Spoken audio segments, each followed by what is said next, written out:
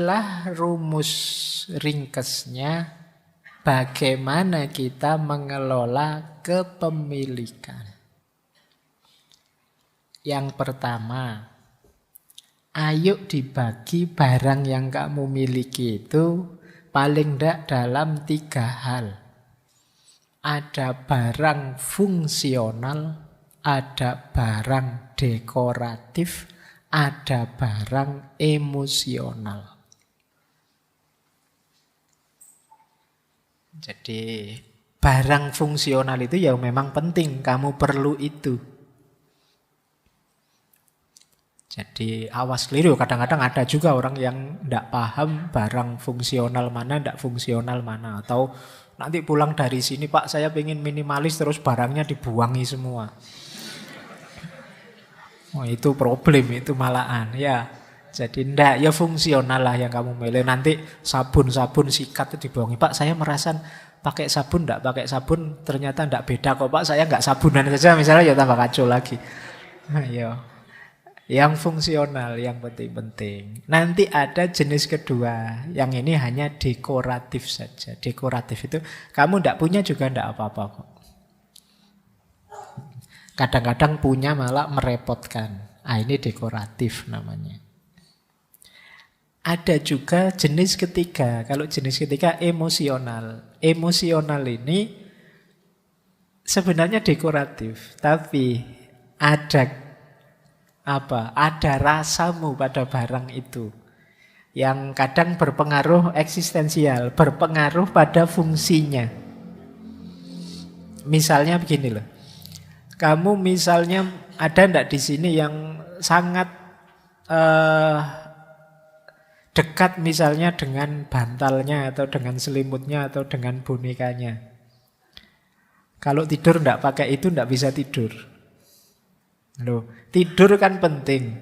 Ya daripada ndak bisa tidur ya ndak apa-apa wis, kamu bonekamu yang sudah bertahun-tahun ndak dicuci itu kamu pakai terus. Kenapa? Dia bernilai emosional. Jadi kalau bisa ya disingkirkan biar ndak merepotkan. Tapi kalau itu memang urgent untuk hal-hal yang fungsional ndak akan jalan tanpa itu, ya kamu pertahankan. Tapi kalau dipisah ndak masalah, ya dipisah saja. Nanti kamu sendiri yang ngerti. Misalnya, Pak, ini pemberian mantan yang dulu ini, Pak, misalnya. Mau saya buang gimana, mau tidak saya buang gimana, misalnya. Loh, seandainya dibuang dan hidupmu baik-baik saja, ndak apa-apa, ya ndak masalah, kamu buang saja. Nanti kalau saya kangen gimana, Pak? Alah yo, kamu buang yo kangen, ndak kamu buang yo kangen, sama aja. Daripada repot. Justru ketika kamu pegang nanti malah sering kangen, kamu lihat kenangannya dia. Nah, ini emosional, kamu yang bisa menentukan dibuang atau tidak. Mungkin ada yang di sini hobinya menyimpan barang mantan. Oke, jadi kamu bagi ya, fungsional, dekoratif, atau emosional. Terus setelah itu kamu kategori. Ini harus dibuang, ini disimpan saja, ini disedekahkan, dibagikan pada orang yang mungkin membutuhkan.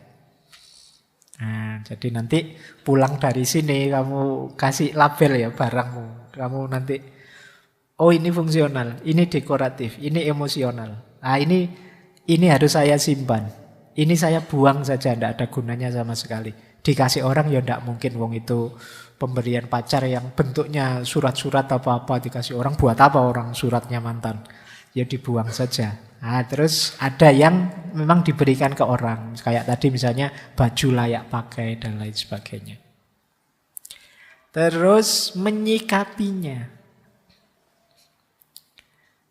Ada buang, simpan, berikan. Menyikapinya juga 3, tapi 3R. Yang pertama reduce, yang kedua reuse, yang ketiga recycle. Jadi untuk mewujudkan hidup minimalis, sikap minimalis itu 3, reduce. Reduce itu mengurangi dengan cara menyingkirkan sebanyak mungkin yang tidak penting. Yang kedua reuse. Reuse itu ya menggunakan kembali barang lama, tidak harus beli yang baru. Wong barang lama masih bagus untuk dipakai. Yang ketiga recycle. Recycle itu ya diputar lagi, diolah lagi. Ini Pak semula baju atau sarung saya. Sebenarnya ya sudah tidak layak pakai sebagai sarung, tapi masih layak pakai kalau saya buat jadi bungkusnya bantal misalnya, sarungnya bantal dari sarung. Nah, itu boleh, namanya recycle. Jadi tidak nambah sampah. Jadi kalau kalian ingin ada sesuatu yang mau kamu buang, coba dipertimbangkan ini bisa di-recycle enggak? Bisa diolah lagi dalam bentuk yang berbeda. Kalau dipakai ulang dalam bentuk yang sama namanya reuse, dipakai ulang. Oke, prinsipnya sama, yaitu kegunaan, bukan emosi, rasa, atau sekedar kewajiban. Saya wajib memiliki barang ini, itu yang mewajibkan ya sopo. Tidak ada. Kadang-kadang kan kita mewajibkan sesuatu yang sebenarnya itu tidak wajib.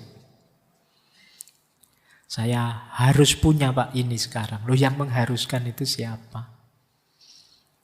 Apa pentingnya, sejauh mana urgensinya, itu harus kamu tanyakan juga. Jadi ini praktek pengelolaan kepemilikan.